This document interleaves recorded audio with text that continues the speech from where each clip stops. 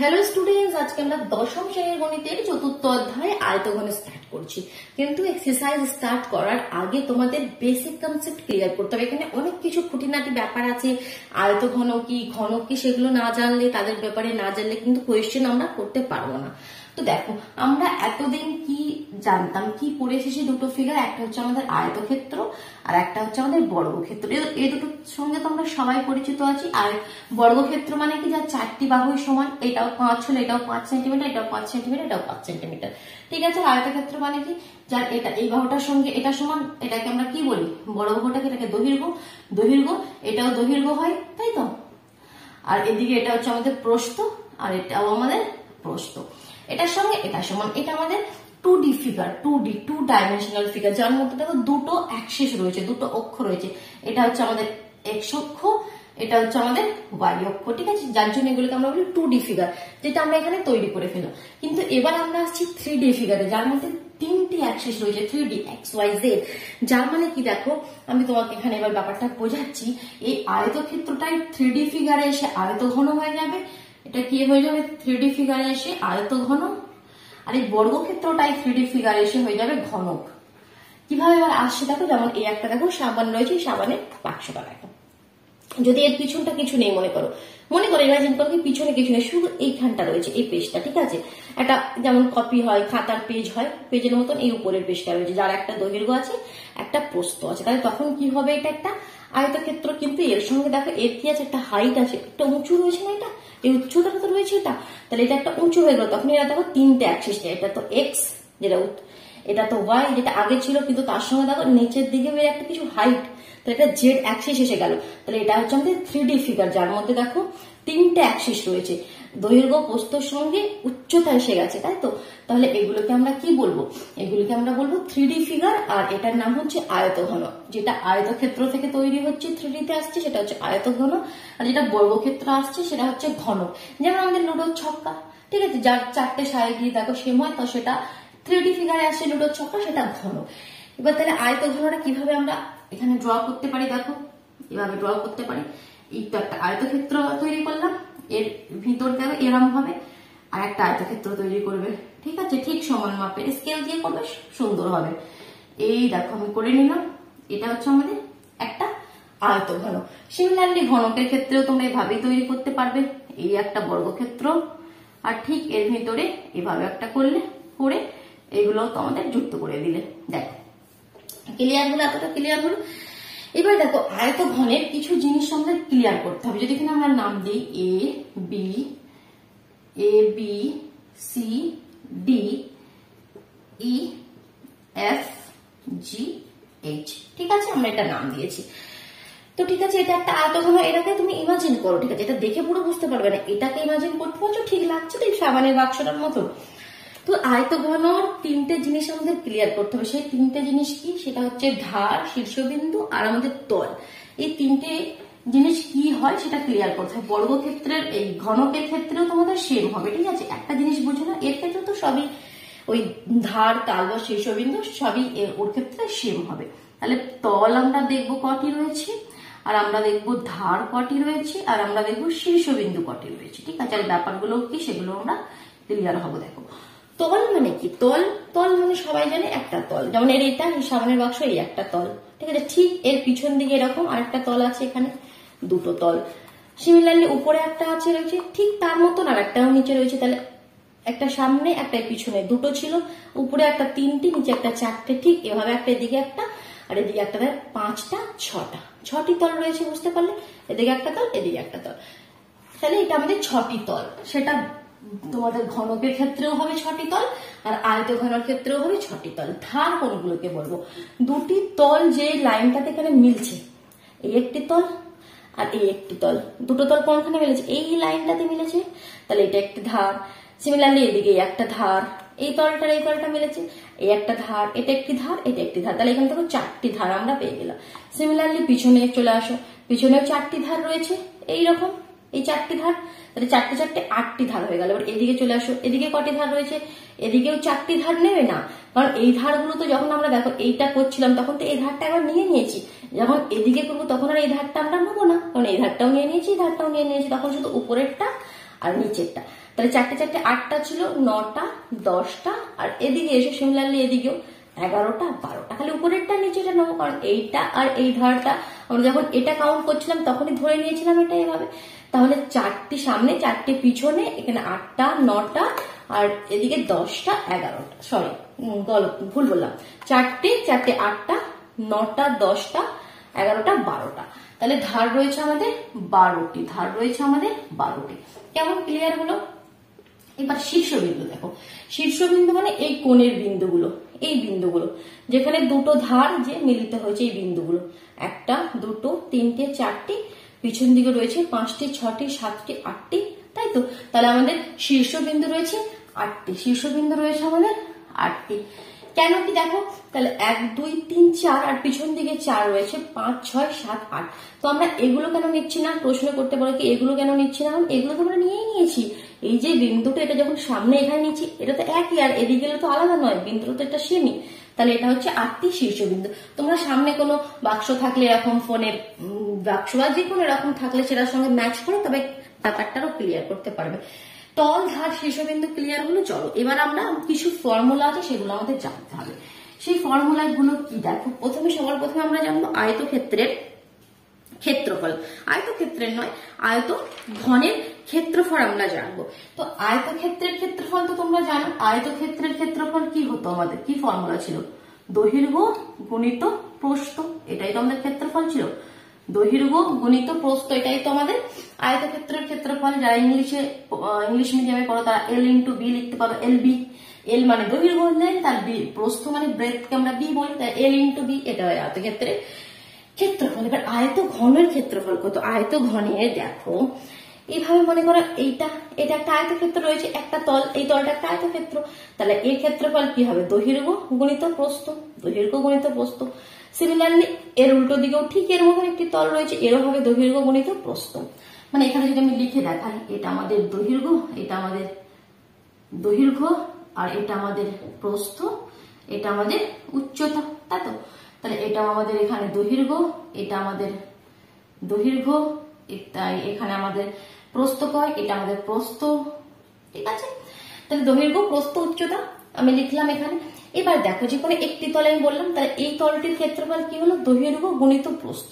তাহলে এরকম ঠিক এর উল্টো দিকেও আরেকটি তল রয়েছে, তাহলে এই দুটি তল সেম। তাহলে এই তলটার যা ক্ষেত্রফল হবে, এই পিছন দিকের তলটাও সেম ক্ষেত্রফল হবে।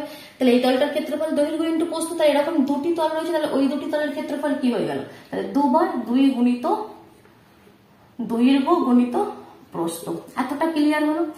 2 × দৈর্ঘ্য × প্রস্থ। তাহলে আমরা এই দুটো তল বলে দিলাম, 6টি তল বের করবো, দুটো তল হয়ে গেল। এবার মনে করো এই তলটা করবে, বা এই তলটা আমাদের সেম আছে। তো এবার দেখো আমরা কোন তলটা নিচ্ছি, মনে করো এই তলটা নিচ্ছি, ঠিক আছে? এই তলটা হয়ে গেছে, ক্লিয়ার হয়ে গেছে, দৈর্ঘ্য × প্রস্থ। এবার এই তলটায় চলে আসে, এই তলে কি আছে?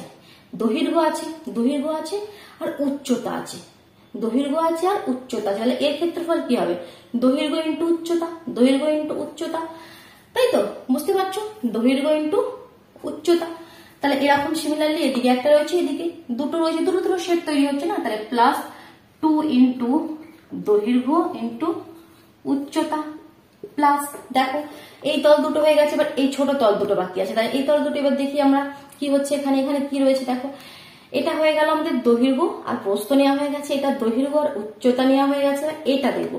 তাহলে এতে আমরা পাচ্ছি প্রস্থটা পাচ্ছি, এটা তো প্রস্থ ছিল, তাহলে প্রস্থটা রয়েছে আর এখানে উচ্চতা রয়েছে, প্রস্থ × উচ্চতা। সিমিলারলি দুটো তল রয়েছে, হবে 2 গুণিত প্রস্থ × উচ্চতা, ঠিক আছে? ব্যাপারটা ক্লিয়ার হলো? তাহলে এটা কিসের ফর্মুলা আমরা লিখছি? এটা আমরা লিখছি আয়তঘনের ক্ষেত্রফল, ঠিক আছে? কুল ক্ষেত্রফল, টোটাল ক্ষেত্রফল যেটা হয়। তাহলে কি আমরা কি পেলাম দেখো, সবার মধ্যে 2 আছে, তাই 2টাকে আমরা তার জন্য ব্র্যাকেটের বাইরে লিখি। 2 গুণিত দৈর্ঘ্য × প্রস্থ, 2 গুণিত, ফর্মুলাটা এভাবে লেখা থাকবে দেখবে বইতে, দৈর্ঘ্য গুণিত প্রস্থ প্লাস দৈর্ঘ্য গুণিত প্রস্থ প্লাস, তারপরে এটা লিখে, মানে সুন্দরভাবে সাজানোর জন্য প্রথমে এটা লিখে দিল, তারপরে এটা দৈর্ঘ্য গুণিত প্রস্থ, প্রস্থ গুণিত উচ্চতা প্লাস উচ্চতা গুণিত দৈর্ঘ্য, উচ্চতা গণিত দৈর্ঘ্য, এটা লাস্টে লেখে। কারণ দেখো দৈর্ঘ্য গণিত প্রস্থ, প্রস্থতে শেষ হলো, প্রস্থ দিয়ে শুরু হবে, প্রস্থ ইন্টু উচ্চতা, উচ্চতা ইন্টু দৈর্ঘ্য। যারা এটা ইংলিশে পড়বে তারা এভাবে দেখবে ফর্মুলাটা পাবে 2 × LB plus BH plus HL। ঠিক আছে, L মানে দৈর্ঘ্য আর B মানে প্রস্থ, LB BH HL। ঠিক আছে, তাহলে এটা আমাদের হলো আয়তক্ষেত্রের ক্ষেত্রফল, ইউনিট কি হবে? বর্গ একক। ক্ষেত্রফলের ইউনিট সবসময় বর্গ একক। তাহলে আয়তক্ষেত্রের ক্ষেত্রফল ক্লিয়ার হলো এতটা। এবার দেখো আমাদের আয়তক্ষেত্রের 4 দেওয়ালের ক্ষেত্রফল। এবার তোমাদের কাছে একটা ফর্মুলা সামনে আসবে, তোমাদের কি আয়তক্ষেত্রের 4 দেওয়ালের ক্ষেত্রফল। 4 দেওয়ালের ক্ষেত্রফল কত দেখো, 4 দেওয়ালের ক্ষেত্রফল। 4 দেওয়ালের ক্ষেত্রফলের কি ফর্মুলাটা হবে? মানে 4টি দেওয়াল, যেমন তুমি যে রুমে আছো সেই রুমটা এখন দেখো, সেই রুমটির মধ্যে 4টি দেওয়াল রয়েছে, দেখতে পাচ্ছ। একটা উপরে ছাদ রয়েছে, নিচে মেঝে। তো অনেক সময় এরকম কোয়েশ্চেন আছে যে 4 দেওয়ালের ক্ষেত্রফল কি রং করতে বা কিছু পেন্ট করতে কত 4 দেওয়ালে কত রং লাগবে, এরকম একটা কোয়েশ্চেন তোমরা পাবে। তো 4 দেওয়ালের শুধু ক্ষেত্রফলটা মানে কি, ছাদের ক্ষেত্রফলটা, যে রুমটা হয়েছে সেটা তোমরা ভালোভাবে দেখো, ছাদের ক্ষেত্রফলটা আর যেখানে যে মেঝেটা রয়েছে তার ক্ষেত্রফলটা আমাদের বাদ দিতে হবে। তো যে মেঝেটা আছে, ঠিক আছে, নিচের মেঝেটা সেটা তোমরা লক্ষ্য করে দেখো, সেই মেঝের মধ্যে কি পাবে? একটা দৈর্ঘ্য পাবে, একটা প্রস্থ পাবে, যেটা লম্বা সাইড সেটা দৈর্ঘ্য, আর যেটা এইভাবে একটু ছোট আছে সেটা প্রস্থ, তাই তো? তাহলে এই সেই মেঝের ক্ষেত্রফল কত হবে? এভাবে ধরো মেঝেটা রয়েছে, দেখতে পাচ্ছ মেঝেটা, দেখো নিচের রুমের মেঝেটা দেখো, একটা দৈর্ঘ্য রয়েছে, একটা প্রস্থ রয়েছে। তো সেই দৈর্ঘ্য আর প্রস্থ, তাহলে এই মেঝেটার ক্ষেত্রফল কত হবে? দৈর্ঘ্য গুণিত প্রস্থ, দৈর্ঘ্য গুণিত প্রস্থ। সিমিলারলি ওপরে যে ছাদটা আছে সেটাও তো ঠিক মেঝের মতনই, যেমন এই বাক্স দেখিয়েছিলাম, ঠিক এটা এর ঠিক অপোজিটে ঠিক এর মতনই সেম তল রয়েছে না, এই দুটো তল তো সেম, একটা সামনে একটা পিছনে। তো সেরকম এর যে ছাদটি রয়েছে তারও ক্ষেত্রফল হবে দৈর্ঘ্য ইন্টু প্রস্থ। তাহলে 2 টাইমস হয়ে গেল আমাদের দৈর্ঘ্য গুণিত প্রস্থ। তাহলে যখন 4 দেওয়ালের ক্ষেত্রফল বলবে, তার মানে এই টোটাল ফর্মুলা থেকে তোমাদের কোন জিনিসটা বাদ দিয়ে দিতে হবে? এই যে সবার প্রথমে যেটা ছিল দৈর্ঘ্য গুণিত প্রস্থ, সেটা আমরা বাদ দিয়ে দেবো, তাই তো? তাহলে আমরা কি লিখবো 4 দেওয়ালের ক্ষেত্রফলে? 4 দেওয়ালের ক্ষেত্রফলে তাহলে আমরা কি লিখবো? আমরা এই দৈর্ঘ্য গুণিত প্রস্থটা লিখবো না, তাহলে 2 গুণিত প্রস্থ গুণিত উচ্চতা এটা লিখবো, প্লাস উচ্চতা গুণিত দৈর্ঘ্য এটা লিখবো। কারণ 4 দেওয়ালের ক্ষেত্রে নিচেটা আর তোমার নিচেটা আর ছাদটা বাইরে চলে গেল, সেটা আমরা লিখবো না, তার ক্ষেত্রফলটা। তাহলে শুধু এটা রইলো। তাহলে এটা কিভাবে লিখে দেখো, বইয়ে সাজিয়ে কিভাবে লেখা আছে, 2 গুণিত, দুটোর মধ্যে দেখো উচ্চতা রয়েছে, উচ্চতাটা বাইরে বের করে দেবো, 2 গুণিত দৈর্ঘ্য প্লাস প্রস্থ, এভাবে সাজিয়ে এভাবে লেখা থাকে। কিন্তু ব্যাপারটা এলো কিভাবে বুঝতে পারলে? 2 গুণিত দৈর্ঘ্য প্লাস প্রস্থ ইন্টু উচ্চতা, ব্যাপারটা এভাবে এলো। ঠিক আছে, এখান থেকে তোমরা নিয়ে আসবে, ব্যাপারটা ভুলে গেলে, যেন ফর্মুলা ভুলে গেলে মনে নেই, তো ব্যাপারটা ক্লিয়ার থাকবে কি মাথায়, 4 দেওয়াল মানে কি বলতে চাইছি। ঠিক আছে, চলো তাহলে এবার কি, অনেক সময় এরকম কোয়েশ্চেন পাবে তোমরা কি কোনো এক জায়গায়, মানে কোনো একটা হয়তো ছোট রুম বানিয়েছে গাড়ি রাখার জন্য বা কার রাখার জন্য, তো যার শুধু সামনে যে দরজাটা শাটারটা সেটা ছাড়া বাকিটার ক্ষেত্রফল, তাহলে কি তোমাদের সামনেটার শুধু বাদ দিতে হবে, যে তলটা তোমাকে বাদ দিতে বলবে শুধু সেই তলটার ক্ষেত্রফল বাদ দিয়ে দেবে। 4 দেওয়ালের ক্ষেত্রফল আমরা পেয়ে গেলাম। এবার দেখো আরেকটি ফর্মুলা আছে, সেটা কি? এবার কর্ণের দৈর্ঘ্য। কর্ণ ব্যাপারটা আমি এখনো বলিনি। কর্ণ ব্যাপারটা কি হয়, যেমন আমরা আয়তক্ষেত্রের কর্ণ কি, এই কোণ থেকে এই কোণটা জুড়ে দিলাম, এটাই কর্ণ। কিন্তু আয়তঘনের ক্ষেত্রে কর্ণ কি, এই কোণ থেকে এই কোণটা জুড়ে দেবো, কর্ণ হবে না। এই কোণ থেকে এই দিকের নিচের কোণটা, নিচে যে রুমটায় বসে আছো সেটা লক্ষ্য করো, তবে বুঝতে পারবে। যে কোনো একদিকের একদম উপরের কোণে চলে যাও, ঠিক আছে, উপরের কোণে চলে যাও, যেন এই রুমে একদম উপরের কোণে চলে গেলে তার ঠিক অপোজিট দিকে উপরের কোণটা নয় নিচের কোণে আসো, দেখো সব থেকে লম্বা দৈর্ঘ্য পাবে। এরকম কোয়েশ্চেনও তোমরা পাবে কি, কোনো রুমের মধ্যে এরকম সব থেকে লম্বা কত মিটার দৈর্ঘ্যে তুমি কোনো জিনিস রাখতে পারবে, সব থেকে লম্বা সেটাই হবে কর্ণ।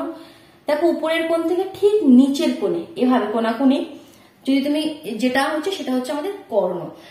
তো সেই কর্ণের দৈর্ঘ্য আমাদের কত হবে? কর্ণের দৈর্ঘ্যের একটা ফর্মুলা রয়েছে, সেটা হচ্ছে √ওভার কর্ণের দৈর্ঘ্য। এটা ঠিক আছে, দাঁড়াও এটা একটু সাফ করি, তবে সুন্দরভাবে তোমরা বুঝতে পারবে। বেসিক কনসেপ্ট খুব ভালোভাবে ক্লিয়ার করতে হবে, ঠিক আছে, এই চ্যাপ্টারে। কর্ণের দৈর্ঘ্য, কর্ণের দৈর্ঘ্যের কি ফর্মুলা দেখো, কর্ণের দৈর্ঘ্যের ফর্মুলা √ওভার দৈর্ঘ্য স্কোয়ার প্লাস প্রস্থ স্কোয়ার প্লাস উচ্চতা স্কোয়ার প্লাস উচ্চতা স্কোয়ার। ক্লিয়ার হলো? রুট ওভার দৈর্ঘ্য স্কোয়ার প্লাস প্রস্থ স্কোয়ার প্লাস উচ্চতা স্কোয়ার। এটা হচ্ছে আমাদের কর্ণের দৈর্ঘ্য। এবার কি হয়ে গেল দেখো, তিনটে ফর্মুলা আমরা জেনে গেলাম। আয়তঘনের সম্পূর্ণ ক্ষেত্রফল, চার দেওয়ালের ক্ষেত্রফল, কর্ণের দৈর্ঘ্য। আর একটা ব্যাপার আছে, সেটা হচ্ছে আয়তঘনের ক্ষেত্রফল। এই তোমার আয়তঘনের আয়তন কত, ক্ষেত্রফল তো আমরা জেনে গেলাম, আয়তন কত। এবার ক্ষেত্রফল আর আয়তন এই দুটো ব্যাপারে একটু আগে ক্লিয়ার করো। অনেক সময় তোমাদের বলবে ক্ষেত্রফল বের করো, আবার অনেক সময় বলবে আয়তন বের করো, মানে ভলিউম বের করো, যারা ইংলিশে পড়ো এরিয়া বের করো, এরিয়া। আর এটা হচ্ছে ভলিউম। তো এরিয়া আর ভলিউম, ক্ষেত্রফল, আয়তনের মধ্যে ডিফারেন্সটা কোথায়? ক্ষেত্রফল মানে কি তার এই কত জায়গা রয়েছে, এটা কত জায়গা, এটা কত বর্গমিটার জায়গা, এটা কত বর্গমিটার জায়গা, এগুলো ক্ষেত্রফল। আয়তন মানে এই বক্সটার মধ্যে এরটা যদি খুলে দিই, এর ভিতরে যদি আমরা মনে করো ওয়াটার, ঠিক আছে, জল আমরা রাখি বা যাই কিছু লিকুইড রাখি, তো এর মধ্যে যে জলটা আমরা রাখবো সেটার ভলিউম কত হবে, কত লিটার বা কত ml আমরা ওয়াটার এর মধ্যে রাখতে পারবো, সেটা হচ্ছে আমাদের আয়তন। বুঝতে পারলে? আয়তন মানে এর মধ্যে যখন আমরা কিছু রাখবো সেটা কত লিটার হবে, কোনো লিকুইড রাখবো সেটা কত লিটার তার বা কত মিলিলিটার, তার ভলিউমটা কত, সেটাকে আমরা বলি আয়তন। আর ক্ষেত্রফল মানে ভিতরে আমরা যাবো না, শুধু এই উপরে চারিদিকের ক্ষেত্রফল বের করবো। তাহলে আয়তনের ফর্মুলা কি হয়? দৈর্ঘ্য গুণিত প্রস্থ গুণিত উচ্চতা। ঠিক আছে, তাই আয়তঘনের আয়তন মানে ওর ভিতরে যদি আমরা কোনো লিকুইড রাখি সেটার আয়তন কত হবে। তাহলে আয়তনের কি ফর্মুলা? আয়তনের ফর্মুলা হচ্ছে দৈর্ঘ্য গুণিত প্রস্থ গুণিত উচ্চতা। যারা ইংলিশে পড়বে L × B × H, L। তাহলে এখানে ইউনিটটা কি দেবে? ইউনিটটা কি বর্গ একক দেবে? না, এখানে দেবে তিনটে জিনিস গুণ হয়ে যায়, তিনবার আছে, তাহলে ঘন একক। ঘন একক মানে যদি মিটারে থাকে তোমরা ঘন মিটার লিখতে পারো বা মিটার কিউব লিখতে পারো, মানে তিনবার আসছে। ঠিক আছে, এটা আয়তনের। তাহলে এটা তো আমরা পেলাম আয়তঘনের সমস্ত জিনিসগুলো আমরা ক্লিয়ার করলাম। সিমিলারলি ঘনকের ক্ষেত্রেও আছে, মানে যেটা বর্গক্ষেত্র থেকে তৈরি হয়, এটা তোমাদের ক্লিয়ার হলো। তোমরা ভিডিও পজ করে সূত্রগুলো সুন্দরভাবে লিখে নাও বা তোমাদের বইও তো সূত্রগুলো পেয়ে যাবে। মানে ব্যাপারটা ক্লিয়ার করো, কনসেপ্টটা ক্লিয়ার করাতে চাইছি আমি তোমাদেরকে, আর কিছু নয়। ঠিক আছে, এবার এখানে আমি একটা ঘনক তৈরি করছি। এই আমাদের ঘনক যাক, দেখো এখানে তো দৈর্ঘ্য প্রস্থ উচ্চতার কিছু ব্যাপার নেই, এখানে শুধু বাহু বলবে, কারণ এগুলো বাহু, সব বাহুই সমান। এটা 4 সেন্টিমিটার হলো, এটাও 4, এটাও 4, এটাও 4, এটাও 4, সব 4। তাহলে ঘনকের ক্ষেত্রফল কত হবে? ঘনকের ক্ষেত্রে যদি লুডোর ছক্কা দেখো, সেক্ষেত্রে 6টি তল রয়েছে, তাহলে একটি তলের ক্ষেত্রফল কত ঘনকের ক্ষেত্রে? এটা তো ঘনকের মানে বর্গক্ষেত্রের, এটা বর্গক্ষেত্রের ক্ষেত্রফল কি হয়? বাহু গুণিত বাহু, তাই তো?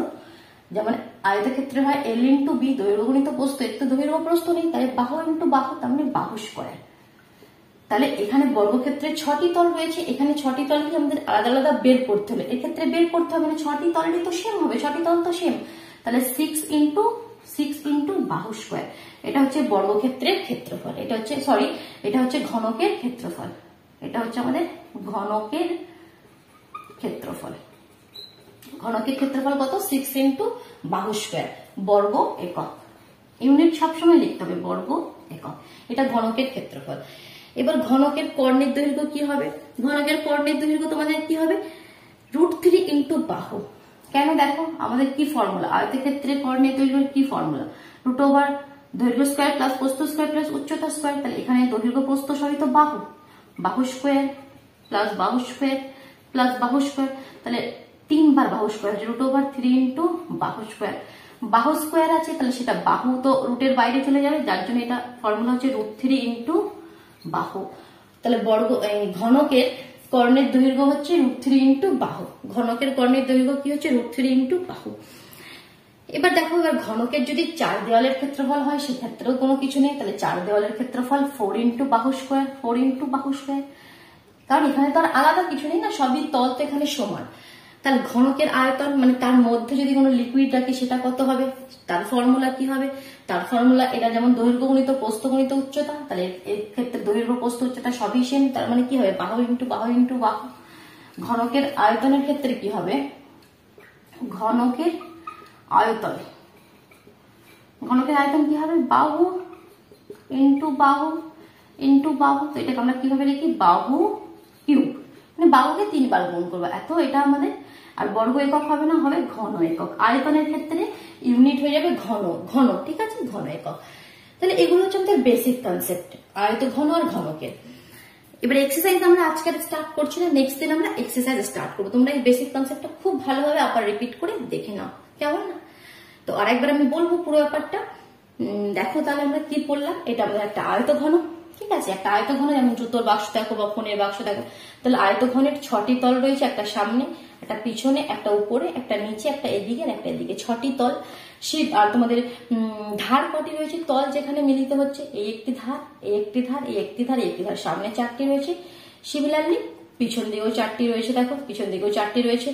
আর এদিকে উপরে একটা, নিচে একটা, এদিকের এটা নিচ্ছি না, কারণ এটাতে যখন এইখানে আমরা কাউন্ট করছি এটা চলে আসছে একবার, 4টি 4টি 8টি, এদিকে উপরে একটা নিচে একটা, 10 11 12, তাহলে 12টি ধার রয়েছে। আর শীর্ষবিন্দু এই কোণের বিন্দুগুলো, এই কোণের বিন্দুগুলো যদি এই ছবিতে দেখো তাহলে এই কোণের বিন্দুগুলো এ বি সি ডি, এখানে E F R G H, এই 8টি শীর্ষবিন্দু রয়েছে।